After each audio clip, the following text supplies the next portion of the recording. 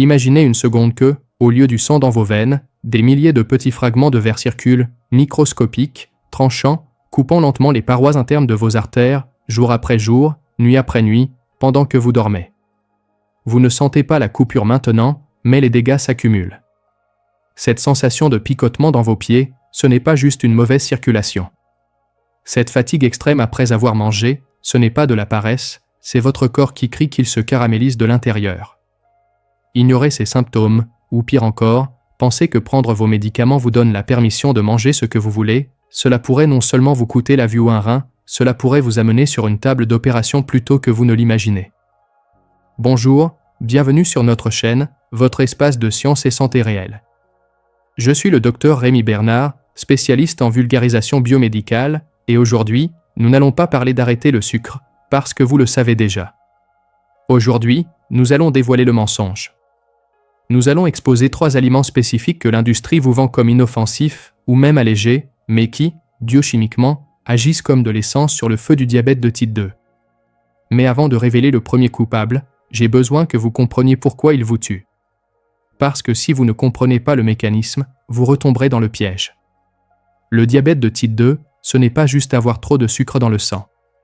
C'est un état d'inflammation chronique de bas grade. Quand vous mangez ces aliments que je vais vous montrer, 2 phénomènes chimiques désastreux se produisent dans votre corps, que votre médecin n'a peut-être pas eu le temps de vous expliquer en détail.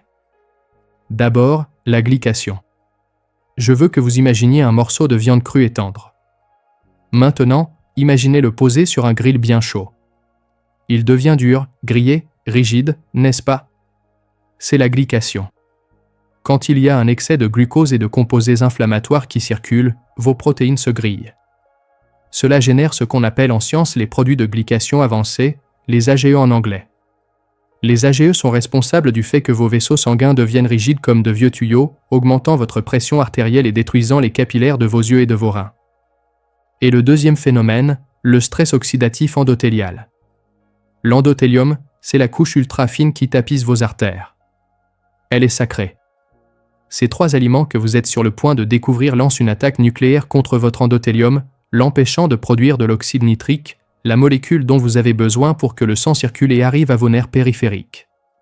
Sans oxyde nitrique, bienvenue à la neuropathie diabétique. Saviez-vous que 50% des personnes avec un diabète de type 2 ont déjà un certain degré de lésion nerveuse avant même d'être diagnostiquées officiellement?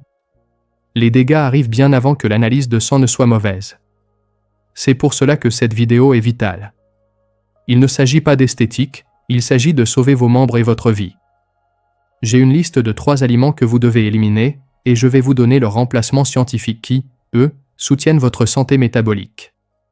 Mais avant d'aller à l'aliment numéro 1, je veux savoir que vous êtes engagé pour votre santé. L'algorithme a besoin de savoir que cette information est précieuse pour la montrer à plus de personnes qui souffrent. Si vous êtes prêt à reprendre le contrôle de votre biologie, descendez dans les commentaires maintenant et écrivez le mot métabolisme. Faites-le maintenant. Ce petit geste dit à votre cerveau qu'aujourd'hui, le changement commence. Prêt? Parfait. Maintenant, préparez-vous. Le premier aliment de notre liste noire est peut-être le plus controversé, parce que pendant des décennies, on nous a dit que c'était la base d'un petit déjeuner sain. Vous le voyez dans les publicités avec des gens heureux et minces. Mais biochimiquement, c'est une bombe à retardement pour votre foie. Beaucoup de patients arrivent à ma consultation en disant « Docteur, mais je ne mange pas de sucreries, moi, je prends juste un petit déjeuner sain et naturel. » Et quand nous révisons leur alimentation, nous trouvons le coupable numéro 1 qui maintient leur insuline au plafond et leur foie gras intact. De quoi parlons-nous? Ce n'est pas le pain, ce n'est pas le riz, c'est quelque chose que vous buvez. Ce que je vais vous révéler maintenant défie ce que vous voyez au supermarché. Si vous avez ce produit dans votre réfrigérateur, après avoir écouté l'explication scientifique sur le fructose libre, vous voudrez le jeter dans l'évier immédiatement. Voici l'aliment interdit numéro 1. L'ennemi numéro 1, ce sont les jus de fruits industriels, et même faits maison s'ils sont filtrés. Oui, vous avez bien entendu, et je sais ce que vous pensez. Mais docteur Bernard, les fruits, c'est naturel, ils ont des vitamines, comment peuvent-ils être mauvais? C'est là qu'il faut séparer le marketing de la physiologie humaine. La nature est sage. Quand la nature a créé le fructose, le sucre du fruit, elle l'a emballé ingénieusement dans une structure protectrice appelée matrice de fibres. cette fibre est l'antidote qui ralentit l'absorption. Quand vous mangez le fruit entier en croquant dedans, votre corps met du temps à casser ce réseau. Le glucose entre dans votre sang goutte à goutte, permettant à votre pancréas de gérer la charge doucement. Mais quand vous pressez le fruit, ou quand vous achetez ce jus 100% naturel du supermarché, vous avez commis un crime biochimique. Vous avez jeté la fibre à la poubelle et vous êtes resté seulement avec le sucre libre. Boire un verre de jus d'orange, métaboliquement parlant, c'est presque identique à boire un soda sucré. Votre corps ne distingue pas la source. Il reçoit un tsunami de sucre qui arrive à l'intestin et passe dans le sang en quelques minutes. Et voici la partie la plus dangereuse pour un diabétique, quelque chose que peu de gens expliquent, le métabolisme différentiel du fructose. Faites très attention, parce que cela change les règles du jeu. Le glucose peut être utilisé par vos muscles, votre cerveau, votre cœur comme énergie immédiate. Mais le fructose liquide et concentré qui vient dans ces jus ne peut être métabolisé que par un seul organe, votre foie. Quand vous inondez votre foie de fructose liquide, les mitochondries de vos hépatocytes, les cellules du foie, se saturent. Elles ne peuvent pas brûler l'énergie aussi vite. Et que fait le foie pour se protéger?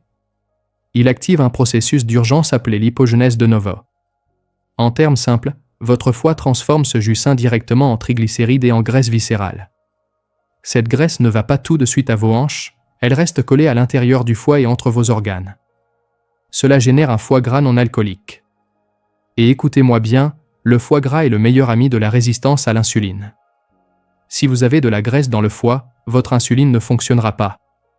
Peu importe combien de médicaments vous prenez, ce sera comme essayer d'ouvrir une porte avec la serrure pleine de colle. Un instant. Pour remplir un seul verre de jus, vous devez presser environ 4 ou 5 oranges. Est-ce que vous mangeriez 5 oranges d'affilée en moins de 2 minutes? Probablement pas. Votre mâchoire se fatiguerait et la fibre vous remplirait. Mais les boire, c'est facile. C'est le piège de la densité calorique liquide. En plus, des études récentes suggèrent que l'excès de fructose élève les niveaux d'acide urique dans le sang. Et non, l'acide urique ne cause pas seulement la goutte. L'acide urique élevé inhibe la production d'oxyde nitrique dans vos vaisseaux sanguins. Vous vous souvenez de ce que nous avons dit dans l'introduction? Sans oxyde nitrique, vos artères se contractent et la pression artérielle monte. Donc, ce jus du matin pourrait être en train d'élever votre pression et de détruire votre foie simultanément. Suggestion de l'expert. Je ne vous demande pas d'avoir peur des fruits. Je vous suggère de changer la façon dont vous les consommez. 1. Mâchez vos calories, mangez le fruit entier. Les pommes, les poires, les baies, les fruits rouges sont excellents pour leur indice glycémique bas et leur haute charge en antioxydants comme les anthocyanes. 2. Si vous avez soif, buvez de l'eau, du thé vert ou des infusions. 3. Éliminez les jus, nectars et smoothies commerciaux de votre liste de courses. Si c'est écrit concentré de fruits, pour votre corps, c'est du sucre. Maintenant que nous avons démasqué le faux ami sain, nous devons affronter un ennemi plus sinistre. L'aliment numéro 2 n'est pas sucré, en fait, il est souvent salé, savoureux, et il est présent dans presque tous les restaurants et garde-manger du monde. On le présente souvent comme faible en cholestérol ou végétal, ce qui semble bien, non. Mais biochimiquement, il agit comme un lance-flamme pour l'inflammation cellulaire. Si vous avez un diabète de type 2, vos cellules sont déjà enflammées. Consommer ce prochain groupe d'aliments, c'est comme jeter de l'essence sur le feu. Nous parlons d'une substance qui s'incorpore aux membranes de vos cellules et les rend rigides, empêchant l'insuline de faire son travail. Avant de vous dire ce que c'est, je veux vous poser une question. Avez-vous déjà senti un brouillard mental ou une lourdeur extrême après avoir mangé de la restauration rapide? La faute, c'est cet ingrédient. Nous allons parler des huiles raffinées et des graisses trans. Mais il ne s'agit pas seulement d'arrêter de frire, elles sont cachées dans des endroits que vous n'imaginez pas. Attention à l'aliment numéro 2. Nous arrivons à l'ennemi numéro 2. Les huiles végétales raffinées et les graisses industrielles, spécifiquement l'huile de soja, de maïs, de colza, de tournesol et les margarines. Durant les 50 dernières années, on nous a vendu l'idée que ces bouteilles dorées sont bonnes pour le cœur et que nous devons fuir les graisses saturées naturelles. Mais la biochimie moderne nous raconte une histoire très différente et terrifiante pour le patient diabétique. Le problème, ce n'est pas la graisse en soi, le problème, c'est la structure moléculaire de ces huiles. Pour comprendre pourquoi cela vous tue en silence, regardons une de vos cellules. Chacune des milliards de cellules de votre corps est enveloppée dans une membrane. Cette membrane est faite de graisse, C'est une bicouche lipidique. Pour que votre corps fonctionne, cette membrane doit être fluide, flexible et perméable, comme une bulle de savon parfaite. Dans cette membrane vivent les récepteurs d'insuline. Ce sont comme les serrures d'une porte. L'insuline est la clé qui ouvre la porte pour que le sucre, l'énergie, entre. Voici la tragédie. Ces huiles végétales raffinées sont extrêmement instables et riches en acide linoléique oméga 6 en excès. Quand vous les cuisinez ou que vous les consommez transformées, elles s'oxydent rapidement. En les mangeant, votre corps n'a pas le choix. Il utilise ces graisses oxydées et déformées pour construire vos nouvelles cellules. Le résultat, c'est que vos membranes cellulaires deviennent rigides, elles se plastifient. Cela génère ce que j'appelle la surdité cellulaire. Votre pancréas crie, envoie de l'insuline, mais vos cellules n'écoutent pas, parce que leurs membranes sont rigides et enflammées. La clé entre, mais la porte ne tourne pas. Le glucose reste dans le sang, pourrissant vos vaisseaux sanguins, et vos cellules meurent de faim. C'est la définition physiologique de la résistance à l'insuline. Saviez-vous que pour extraire l'huile de graines dures comme le soja ou le maïs, il ne suffit pas de les presser? On utilise des solvants chimiques comme l'hexane, un dérivé du pétrole, des températures très hautes et des procédés de blanchiment et de désodorisation pour que ça ne sente pas le rance. Ce qui arrive dans votre bouteille, c'est un produit industriellement mort avant même de l'ouvrir. Et il y a un dégât collatéral plus profond, la dysfonction mitochondriale. À l'intérieur de vos cellules, les mitochondries sont les centrales d'énergie. Elles brûlent la graisse et le sucre. Mais quand l'environnement cellulaire est plein de radicaux libres provenant de l'oxydation de ces huiles, les mitochondries se dégradent. Si vos mitochondries échouent, votre métabolisme s'arrête. Vous vous sentez fatigué tout le temps, vous accumulez de la graisse abdominale même si vous mangez peu, et votre diabète devient progressif et imparable. C'est un cercle vicieux. Vous mangez de l'huile inflammatoire, vous endommagez la membrane, l'insuline échoue, le sucre monte, le pancréas s'épuise. Alors, avec quoi cuisiner? Nous devons revenir aux graisses que l'ADN humain reconnaît depuis des milliers d'années. 1. L'huile de coco ou le beurre clarifié supporte les hautes températures sans s'oxyder. 2. L'huile d'olive vierge extra, riche en polyphénol et en acide oléique, mais utilisez-la plutôt crue ou à température moyenne, pas pour frire à feu vif. 3. L'avocat, une source magnifique de graisse monoinsaturée qui protège vos artères. Souvenez-vous, si l'étiquette dit partiellement hydrogéné, ou si c'est de la margarine, remettez-le sur l'étagère. Votre santé vaut plus que d'économiser quelques centimes sur de l'huile bon marché. Nous avons parlé du sucre liquide et des graisses toxiques, mais il nous manque le troisième cavalier de l'apocalypse métabolique. L'aliment suivant est le plus trompeur de tous. Souvent, vous le mangez en pensant que vous augmentez votre apport en protéines, vous le mettez dans le sandwich de vos enfants ou dans votre petit déjeuner du week-end. Mais l'Organisation mondiale de la santé a déjà lancé un avertissement sévère sur ce groupe d'aliments, les reliant non seulement au diabète, mais à quelque chose de pire, le cancer colorectal. Et pour un diabétique, cet aliment contient un composé chimique qui détruit directement les cellules bêta du pancréas, celles qui produisent l'insuline. Continuez-vous à manger cela au petit déjeuner? Si vous tenez à votre pancréas, vous devez écouter ce qui vient maintenant sur les nitrosamines. Voici l'aliment numéro 3. Nous arrivons au troisième et dernier ennemi de cette triade mortelle. Les viandes transformées et charcuteries. Les saucisses, le chorizo, les jambons fumés, le salami, le bacon industriel et les mortadelles. Vous pensez probablement, docteur, mais c'est de la protéine, et les diabétiques ont besoin de protéines pour ne pas faire monter le glucose. Vous avez raison sur les protéines, mais ceci, ce n'est pas de la vraie viande. C'est une construction industrielle conçue pour durer des mois sur une étagère sans pourrir. Et pour y arriver, l'industrie utilise des conservateurs qui sont du poison pur pour votre pancréas, les nitrates et nitrites de sodium. C'est là que la science devient sombre et fascinante. En soi, les nitrates peuvent sembler inoffensifs, mais quand ces charcuteries sont exposées à deux conditions, 1. Des températures élevées quand vous les faites frire ou griller, 2. L'acide chlorhydrique de votre propre estomac, il se produit une réaction chimique appelée nitrosation. Les nitrates se combinent avec les amines de la viande et forment des nitrosamines. Pourquoi devriez-vous vous en soucier si vous avez un diabète? Écoutez attentivement cette donnée que peu d'oncologues et d'endocrinologues mentionnent ensemble. Dans les laboratoires de recherche, quand nous voulons étudier le diabète, nous avons besoin de souris diabétiques. Mais les souris en bonne santé n'ont pas de diabète. Savez-vous ce que nous utilisons pour leur induire le diabète et détruire leurs cellules bêta en quelques jours? Nous utilisons un composé appelé streptozotocine, qui est un dérivé de la famille des nitrosourées, structurellement similaire aux nitrosamines que vous mangez dans ce hot dog. Les nitrosamines ont une toxicité sélective envers les cellules bêta du pancréas. Basiquement, en consommant des charcuteries fréquemment, vous introduisez de petites doses d'un agent qui assomme et endommage les seules cellules de votre corps capables de produire de l'insuline. C'est une attaque chimique directe à l'usine. Soyez honnête avec vous-même. Allez à votre réfrigérateur mentalement maintenant. Il y a un paquet de jambon de dinde allégé. Il y a des saucisses pour le dîner rapide des enfants. Le fait que ce soit de la dinde n'élimine pas les nitrites. Lisez l'étiquette. Si c'est écrit nitrite de sodium ou conservateur 250, ce produit n'est pas ami de votre santé. Et nous n'avons pas encore mentionné le sodium. Ces aliments sont des bombes de sel. Le diabète de type 2 durcit déjà vos artères.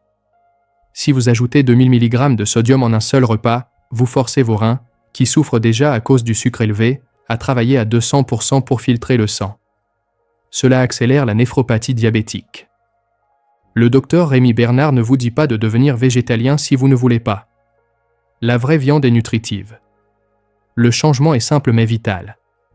1. Achetez de la viande crue, poulet, bœuf, poisson, dinde, que vous devez cuisiner vous-même, qui pourrit si vous la laissez dehors. Cela signifie que c'est de la vraie nourriture. 2. Vérifiez les ingrédients. Si vous achetez de la viande fumée, cherchez des options sans nitrates, sans nitrites ajoutés, mais consommez-les avec modération. 3. Les œufs. L'œuf est la protéine parfaite et biologiquement disponible, beaucoup moins chère et plus sûre que n'importe quelle charcuterie. Maintenant vous savez. Les jus remplissent votre foie de graisse, les huiles végétales vous enflamment et bloquent l'insuline, les charcuteries attaquent votre pancréas directement. Ressentir de la peur maintenant, c'est normal, c'est même sain, cela signifie que vous tenez à votre vie. Mais la peur sans action, c'est la paralysie. Je ne veux pas vous laisser seul avec les mauvaises nouvelles. La biologie humaine est merveilleuse et a une capacité de régénération si vous lui donnez les bons outils. J'ai un protocole en 3 étapes pour commencer à éteindre cet incendie métabolique dès aujourd'hui. Vous n'avez pas besoin de pharmacie, vous avez besoin de discipline et de stratégie. Vous voulez savoir quelle est la boisson qui réduit le glucose à jeun, le minéral que la plupart des diabétiques ont en faible quantité, et l'habitude nocturne qui répare votre insuline? Je vais vous donner la carte de sortie dans la minute suivante. Respirons profondément. Nous avons navigué à travers l'obscurité, le sucre caché dans les jus, l'inflammation des huiles et l'attaque chimique des charcuteries. C'est une information dure, je sais. Mais la bonne nouvelle, c'est que votre corps est une machine de survie conçue pour guérir. Si vous éliminez ces 3 agresseurs, l'inflammation baissera. Mais si vous voulez accélérer la réparation de votre sensibilité à l'insuline, voici le protocole de sauvetage métabolique que je vous ai promis.